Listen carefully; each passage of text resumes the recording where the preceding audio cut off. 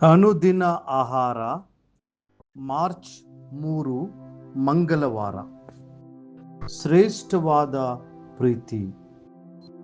ರೋಮಾಪುರದವರಿಗೆ 5ನೇ ಅಧ್ಯಾಯ 8ನೇ ವಚನ. ಆದರೆ ನಾವು ಪಾಪಿಗಳಾಗಿದ್ದಾಗಲೂ ಕ್ರಿಸ್ತನು ನಮಗೋಸ್ಕರ ಪ್ರಾಣ ಕೊಟ್ಟಿದ್ದರಲ್ಲಿ ದೇವರು ನಮ್ಮ ಮೇಲೆ ತನಗಿರುವ ಪ್ರೀತಿಯನ್ನು ಸಿದ್ಧಾಂತಪಡಿಸಿದ್ದಾರೆ.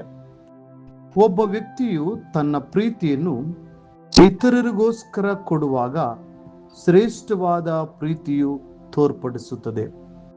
ಒಬ್ಬನು ಪ್ರೀತಿಯಿಂದ ಹಣವನ್ನು, ಆಸ್ತಿಯನ್ನು ಅಥವಾ ಸ್ವಾಸ್ಥ್ಯವನ್ನು ಕೊಡಬಹುದು. ಆದರೆ ತನ್ನ ಜೀವವನ್ನು ಕೊಡುವಾಗ ಅದು ತುಂಬಾ ಅಮೂಲ್ಯವಾದದ್ದು ಮತ್ತು ಬೆಲೆಯುಳ್ಳದಾಗಿರ್ತದೆ. ಆ ಪ್ರೀತಿಗೆ ಬೇರೆ ಯಾವುದು ಸಮಾನವಾಗುವುದಿಲ್ಲ.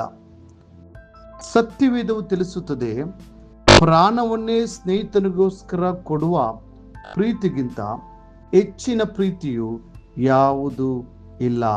ಯೋಹಾನ 15:13ನೇ ವಚನ. ಯೇಸು ಕ್ರಿಸ್ತನು ನಮಗೆ ಉತ್ತಮ ಸ್ನೇಹಿತನಾಗಿದ್ದಾನೆ.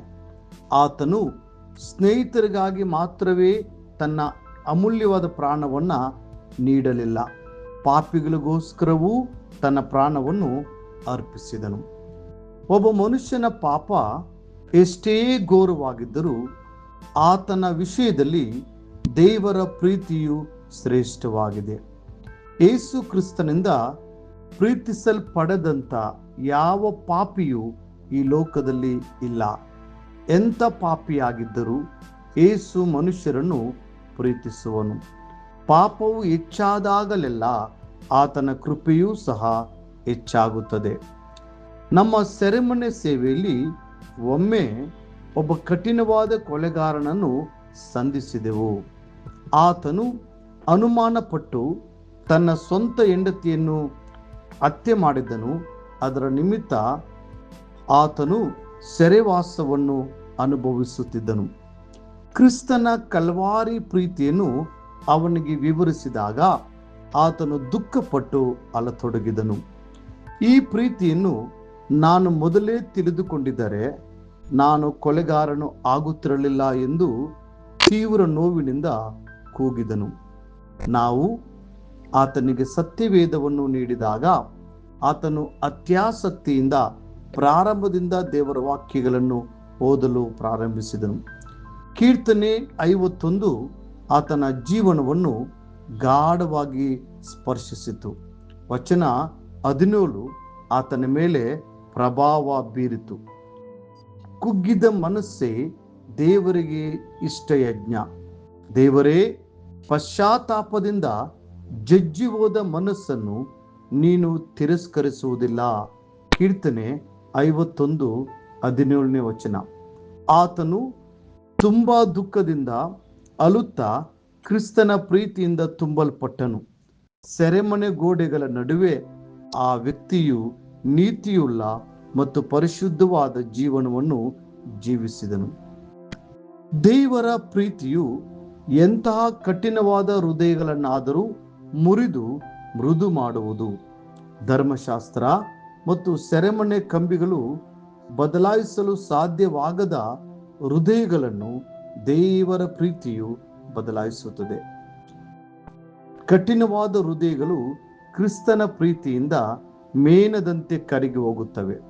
ಆತನು ಪಾಪವನ್ನು ಪರಿಹರಿಸಿ ಪಾಪಿಯನ್ನು ಪ್ರೀತಿಸುತ್ತಾನೆ ಮತ್ತು ಆತನನ್ನು ತನ್ನ ಪರಿಶುದ್ಧತೆಯಿಂದ ತುಂಬಿಸುತ್ತಾನೆ.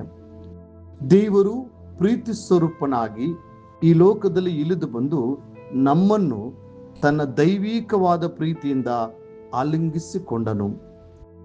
ದಾರಿ ತಪ್ಪಿದ ಮಗನ ಕುರಿತು ಯೋಚಿಸಿರಿ. ಆತನು ಅತೀ ಘೋರವಾದ ಪಾಪಗಳನ್ನು ಮಾಡಿದರೂ ಆತನ ತಂದೆಯು ಪ್ರೀತಿಯಿಂದ ತನ್ನ ಮಗನ ಬರುವಿಕೆಗಾಗಿ ಕಾತುರದಿಂದ ಕಾಯುತ್ತಿದ್ದನು. ಆ ತಂದೆಯು ಮಗನ ಬರುವಿಕೆಯನ್ನು ಎದುರು ನೋಡುತ್ತಿದ್ದನು. ಅದೇ ಪ್ರಕಾರ ಪಶ್ಚಾತ್ತಾಪ ಪಡುವ ಪಾಪಿಗಾಗಿ ದೇವರ ಪ್ರೀತಿಯು ಕಾಯುತ್ತಿರುತ್ತದೆ. ಪ್ರಿಯ ದೇವ ಮಕ್ಕಳೇ, ಯೇಸು ಕ್ರಿಸ್ತನ ಪ್ರೀತಿಯ ಕುರಿತು ಅಧಿಕವಾಗಿ ಧ್ಯಾನಿಸಿರಿ. ನೀವು ಉಕ್ಕಿ ಹರಿಯುವ ದೇವರ ಪ್ರೀತಿಯಿಂದ ತುಂಬಿದವರಾಗಿರಿ.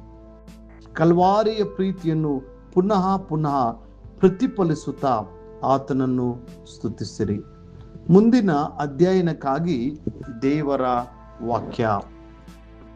ತನ್ನ ತಂದೆಯಾದ ದೇವರಿಗೆ ಯಾಜಕರನ್ನಾಗಿಯೂ ಮಾಡಿದವನು ಆಗಿರುವ ಆತನಿಗೆ ಯುಗ ಯುಗಾಂತರಗಳಲ್ಲಿಯೂ ಘನ ಮಹತ್ವಗಳು ಇರಲಿ. ಪ್ರಕಟಣೆ